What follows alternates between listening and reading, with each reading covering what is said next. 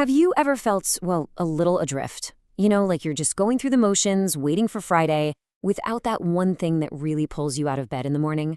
What if I told you the answer isn't about finding some single grand passion, but about weaving together all the little threads of your life into something truly meaningful? It's maybe the biggest question there is, right? Welcome to MindSwitch Books. Today, we're diving deep into an incredible book, Ikigai, The Japanese Secret to a Long and Happy Life by Héctor García and Francesc Miralles. We're going to journey to a remarkable Japanese island where living past 100 is, well, pretty normal. We'll unpack a super practical framework you can use to find your own purpose, and we'll hear some profound wisdom from the elders who live this philosophy every single day. For so many of us, that search for meaning can feel confusing, even a little overwhelming. And the authors of this book, they started their journey with those exact same feelings. As they tell it, they were sitting in a rainy bar in Tokyo, and this one single, mysterious Japanese word kept popping up in conversation, a word that seemed to hold the key to a life of real fulfillment. And that word was Ikigai. Okay, so let's get into this. Ikigai isn't some mythical, out-of-reach concept that's only for a lucky few. The Japanese believe that every single one of us has an Ikigai. It's in us. Some people have already found it, while for others, it's still deep inside, just waiting to be discovered. It's that sweet spot where what you're good at, what you love, and what the world actually needs all come together. It is your reason for getting up in the morning. Now, what I love about this book is just how personal it is. This dedication from one of the authors, wow, it just cuts right to the heart of it, doesn't it? It's for anyone who has ever felt that same confusion, that same deep ache for some kind of direction. This tells you right away that this book isn't some dry academic study. It's a real journey, born from a genuine human search for answers. So, to find those answers, the authors traveled to Okinawa, an island way down in the south of Japan. Now, Okinawa is famous for being one of the world's 5 blue zones. These are these super rare, very specific places on Earth where people live extraordinarily long, healthy, and happy lives. The authors had a hunch that Ikigai wasn't just a nice idea, but maybe it was the secret ingredient to their amazing longevity. So what does extraordinarily long actually look like? Well, this number, it says it all. In Okinawa, for every 100,000 residents, there are almost 25 people who are over the age of 100. I mean, that is a vastly higher number of centenarians than anywhere else on the entire planet. This isn't just a few lucky people. Something special is going on here. And here's the thing. It's not just about adding more years to their life.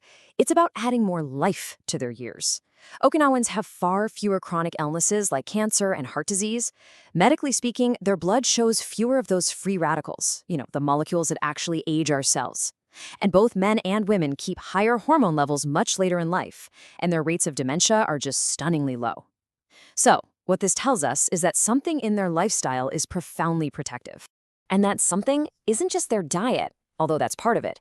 A huge piece of the puzzle, a real cornerstone of Okinawan society, is this concept of a moai. Think of it like a chosen family, a group of friends you're committed to for life. They meet up all the time to hang out, share hobbies, and even help each other out financially. This gives them this incredible sense of security, both emotionally and practically. This deep, lifelong feeling of belonging, well, that's a powerful ikigai all by itself. Okay, so how can we take these amazing life lessons and actually apply them to our own lives, which, let's face it, might be thousands of miles and a world away? Well, the book gives us a really powerful tool for this, a framework that turns this abstract idea of ikigai into a practical, personal map for finding your own reason for being. All right, this diagram right here is the heart of the book's practical advice. It helps you navigate your own search by looking at where 4 key areas of your life overlap. Let's walk through it. First, up at the top, you've got what you love. Simple enough, right? Your hobbies, your passions, the stuff you do where time just seems to disappear. Then over on the left, what you are good at. These are your skills, your talents. Now, where those two overlap, what you love and what you're good at, that's your passion. Make sense? Now over on the right, we have what the world needs. This is about making a contribution, having a purpose bigger than yourself. When what you love also happens to be what the world needs, you've found your mission. And finally, down at the bottom, what you can be paid for. Now, the overlap between what the world needs and what you can get paid for is your vocation. And where your skills and getting paid overlap, that's your profession. But look right there in the middle, that sweet spot where all 4 circles meet. That is your ikigai. It's that beautiful place where your passion, mission, vocation, and profession all come together as one. It's a powerful model, isn't it? It shows us that true fulfillment isn't about just finding one thing, but about creating a harmony between all of them. If this framework is sparking some ideas for you, go ahead and like this explainer, and maybe share it with someone who you think is on their own search for purpose.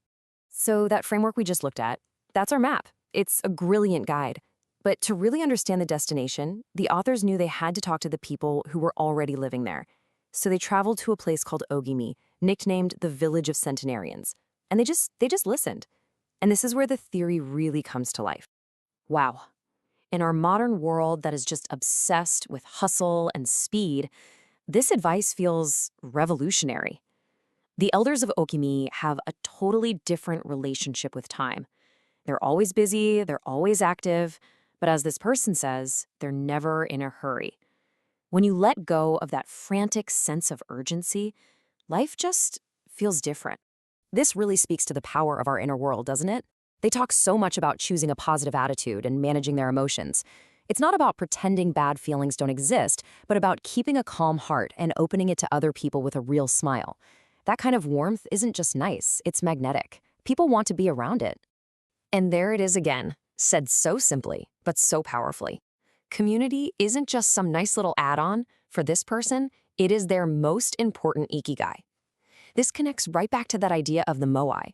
We're learning that purpose isn't just found in what you do, but in who you connect with. Okay, this is a huge one. This challenges the entire Western idea of retirement. In Japan, there isn't really a word for retiring in the way we think of it, as in stopping everything completely. The idea is to stay active, to keep doing what you love and what you're good at for as long as you possibly can.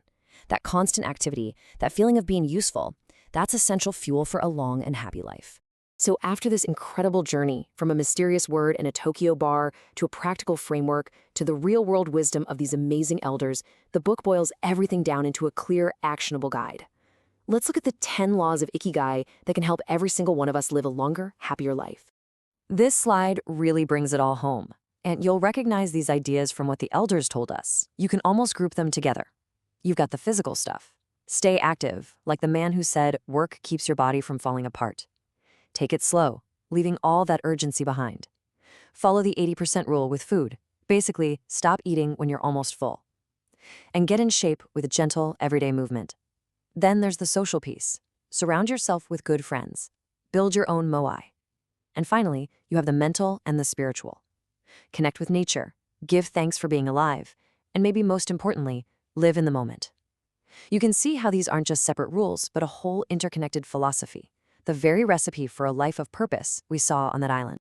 And in the end, this whole journey brings us right back to you. The book gives you the map, the stories, and the inspiration. But the discovery, that's all yours. Finding your Ikigai isn't some final destination you just arrive at one day. It's a lifelong journey of exploring, connecting, and contributing. So the only real question left to ask is, what's yours? Thank you so much for joining me for this explainer. If you want to keep exploring powerful ideas just like this one, make sure you subscribe to the channel. I really can't recommend this book enough. If you want to start your own journey to find your Ikigai, you can grab a copy using the link down in the description. Until next time, stay curious.